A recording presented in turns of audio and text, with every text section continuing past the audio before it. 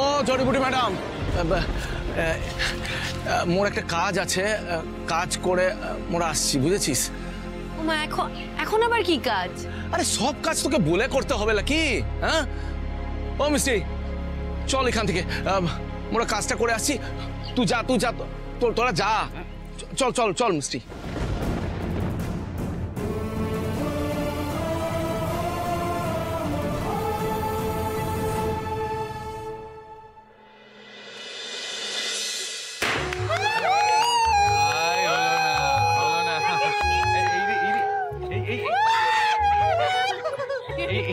এসে গেছে পায়েস এসে গেছে। ঋষভ বাবুকে পায়েসটা খেতে হবে। কে খাইয়ে দেবে? তোমার বউ। এই যে লজ্জা পাচ্ছে, খাইয়ে দেবে এই পায়েস। আর তোমাকে খেয়ে মন খুলে প্রশংসা করতে হবে, তার কারণ তোমার বউ এটা নিজের হাতে বানিয়েছে। এই না আমাকে ডালি দিদি শিখিয়েছিল, আমি কিছু কিছু জিনিস রান্না করতে পারি গো বর বন্ধু। এবার খেয়ে বলুন তো আমার শিষ্যাকে কেমন ট্রেনিং দিয়েছি, পায়েস কেমন বানিয়েছে। নাও খাইয়ে দাও।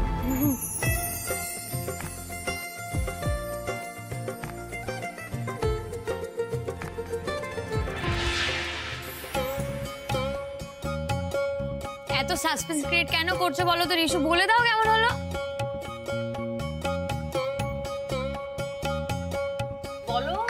বলো, আরে তাড়াতাড়ি বলো। হ্যাঁ বলো। অসাধারণ, সত্যি সোহিনী যে এত সুন্দর পায়েস তৈরি করতে পেরেছে আমি তো ভাবতেই পারছি না। কি মজা, আমার বর বন্ধু খুব খুশি হয়েছে। তার মানে আমি রান্না করতে জানি, আমি রান্না করতে পেরেছি। আচ্ছা লালনকে তো দেখছি না, তোদের সঙ্গে আসেনি?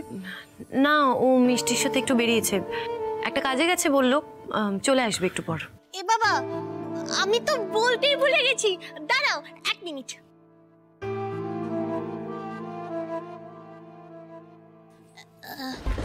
এই নাও ডালি দিদি, ওই লালন দা সকালবেলা আমার হাতে দিয়েছিল তোমাকে দেওয়ার জন্য। এটা ও সোহিনী, এখানে আয়। বলছি যে এই কাগজটা তুই পরে সময় করে জড়িবুটি ম্যাডামের হাতে দিয়ে দিস, বুঝেছিস? পরে কেন? ডালি দিদি তো ঘরেই আছে, এখনই দিচ্ছি। এই শুন, এখন নয়, আমরা ও আদালতে যাচ্ছি, ওখান থেকে ফিরে আসি, তারপর তুই দিস, বুঝেছিস? কেন? এতে কি আছে লালন দা? এতে? হ্যাঁ, এতে মুক্তি আছে। কিসের মুক্তি? শত তোকে ভাবতে হবে ক্লাই, তুই এটা মনে করে ভুলে যাবি না কিন্তু। হ্যাঁ, এটা ম্যাডামকে দিয়ে দিস, ঠিক আছে? জড়িবুটি ম্যাডাম, তোকে একদিন বিহাটা করেছিলাম, কিন্তু এইবার তার মেয়াদ ফুরিয়েছে, তাই তোকে আর জোর করে এই বিহার বাঁধনে বেঁধে থাকতে হবে ক্লাই। লিচেও চাই সবটা নতুন করে শুরু করতে। আর তুই এটাও ঠিক বলেছিলি যে ওদের বিহার কোনো ভবিষ্যৎ নাই, তাই তোকে তোর ভবিষ্যৎটা নতুন করে শুরু করার সুযোগ দিচ্ছি, আর লিচেকেও একটা সুযোগ দিচ্ছি। আজই লালনের হাত থেকে তো মুক্তি পেলি, শুধু পারলে বাকি জীবনটা এই বন্ধুকে মনে রাখিস, তাহলেই হবে।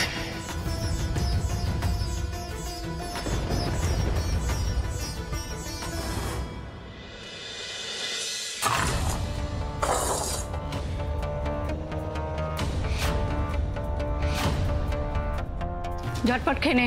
এইটা খেতে হবে আমাকে? খিদে নেই আমার। তাহলে খেতে হবে না।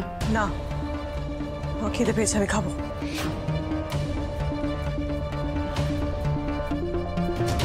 দিদি খেয়ে নাও।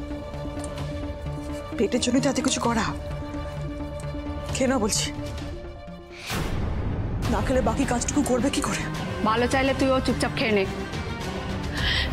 বলছি শুনো না, এক সেকেন্ড বলছি,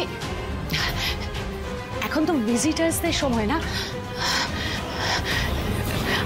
আমার সঙ্গে কি কেউ দেখা করতে এসেছে? মানে মালবিকা দেববর্মনের কি কেউ খোঁজ করেছে? তোর মতন খুনের আসামির সঙ্গে কে দেখা করতে আসবে? আচ্ছা, এখানে মালবিকা দেববর্মন বলে কেউ আছে?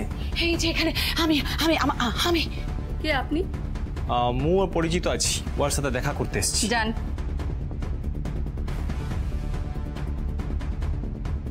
আমি আমি জানতাম তুমি ঠিক আসবে। ডালিয়া রক্তিম দেববর্মনকে তুমি ঠিক কিভাবে চেনো? কে কে রক্তিম দেববর্মন? কি বলছো তুমি? মানে আরে আমি তো নিচে দেখলাম তুমি বাইরে ওদের সঙ্গে দাঁড়িয়ে কথা বলছিলে, তোমার সঙ্গে একজন মহিলাও ছিল না? ও মোর মা, আর ও ডালি মানে ও ডাক্তারলিকে মু খুব ভালো করে চিনি। ও মোদের গায়ে এসছিল চিকিৎসা করার লিগে, আরে উয়ার জন্য মোর যত 2 নম্বরই ব্যবসা ছিল সব লাটে উঠেছে। আর তুই কোন ওই রক্তিম ফক্তিমের নাম নিছিস? মু ওকে চিনি লাই।